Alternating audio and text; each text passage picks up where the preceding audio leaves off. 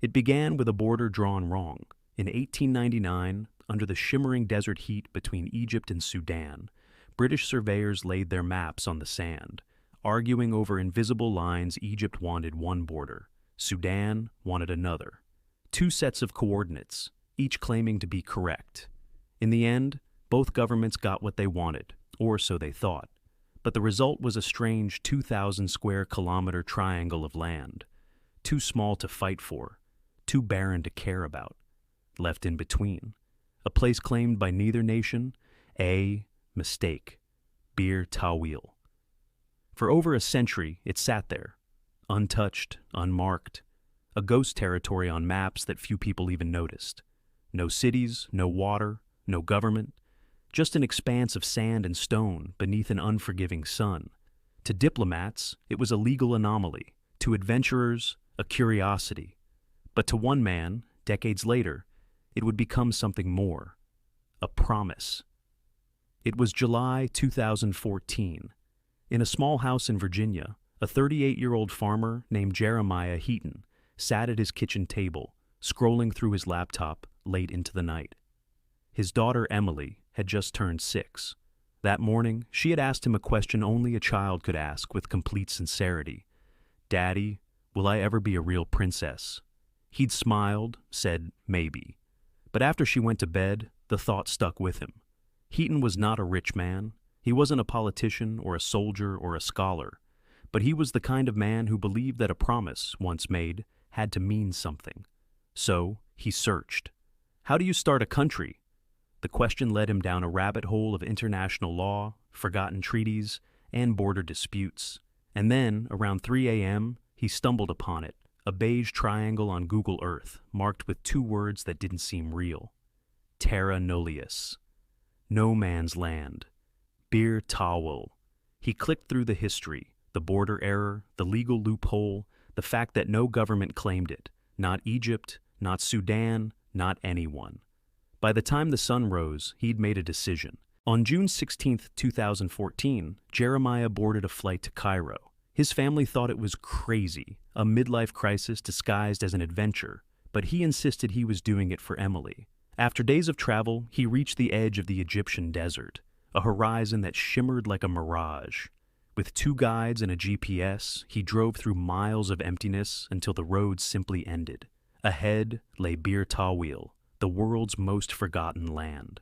There was no sign, no checkpoint, no flag, just silence. Jeremiah stepped out into the heat, his boots sinking into sand that had never belonged to anyone. He looked around, nothing but endless dunes and ancient rocks. The air trembled with heat. Then he did something almost absurd. He planted a blue flag in the ground, a flag stitched by his wife, bearing a golden crown and 3 stars. And he declared aloud, "This land belongs to Princess Emily." He called it the Kingdom of North Sudan. For a moment, it was pure fantasy. A father's love wrapped in desert wind. But when he returned home and posted the story online, the internet did what it always does. It exploded. Headlines spread across the globe. American man claims unclaimed land to make daughter a princess. CNN ran it. BBC covered it. Late-night hosts joked about it. And for a brief moment, the world believed that a forgotten triangle of desert had become the newest nation on Earth. But behind the laughter, something more serious began to unfold. Lawyers argued over the legality. International scholars debated whether his claim could actually stand. Some said it was impossible. Land ownership requires recognition by other states. Others said Bir Tawil was a loophole, a glitch in the matrix of geopolitics. And deep in Sudan's government offices, someone noticed the sudden attention on a border they had long ignored. Then came the investors, emails from people who saw opportunity where no one else had. One wanted to mine rare earth metals. Another proposed a solar energy hub. Someone even offered to buy citizenship. In the Kingdom of North Sudan, for $1,000, Jeremiah refused. He said it wasn't about money, but the more he resisted, the more money circled around him. Venture capitalists, documentary filmmakers, crypto entrepreneurs. By 2015, his inbox read like a global marketplace of utopian dreams.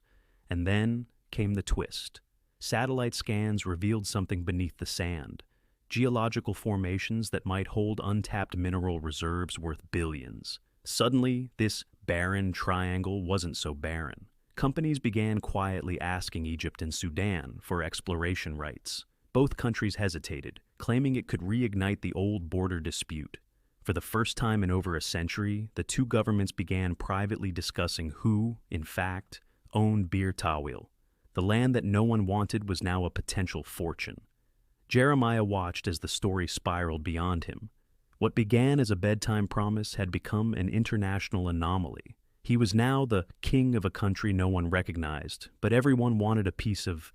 He tried to formalize things, drafted a constitution, printed passports, and even reached out to the UN. No response. When journalists asked why he was doing this, he said simply, "Because every child should believe anything is possible." But in truth, things were changing behind the scenes. Egyptian authorities began restricting travel to the area. Sudan issued statements implying it was under their jurisdiction. After all, online, his kingdom was mocked as a fantasy, a digital age joke. Yet, deep down, Jeremiah didn't care. He'd kept his word. He'd given his daughter a crown, a flag, and a story that defied logic. Years passed. The frenzy died down. Bir Tawil returned to its silence. But the world hadn't forgotten. Satellite startups kept mapping it. Climate scientists studied its untouched terrain. And internet explorers dubbed it the last free land on Earth. And then, quietly, in 2021, something remarkable happened.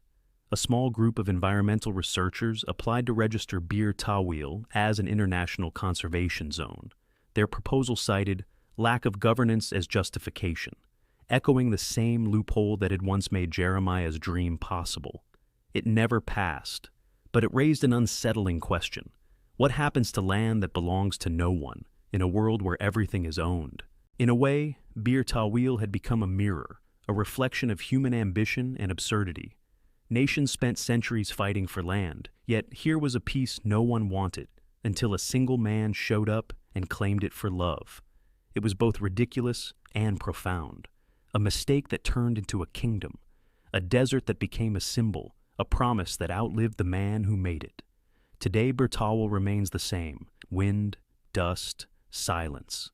GPS coordinates at 21 degrees 52 minutes north, 33 degrees 44 minutes east. No roads, no buildings, no borders. But sometimes in satellite images, a faint shape appears near the center, a dark patch of disturbed sand where, years ago, a man planted a flag for his daughter. And in that act, half fairy tale, half rebellion, he did something no nation, no empire, no army ever had. He turned a billion-dollar mistake into a story of impossible love and quiet defiance. Because sometimes the smallest kingdoms are built not on power or wealth, but on a promise kept beneath the endless desert sky.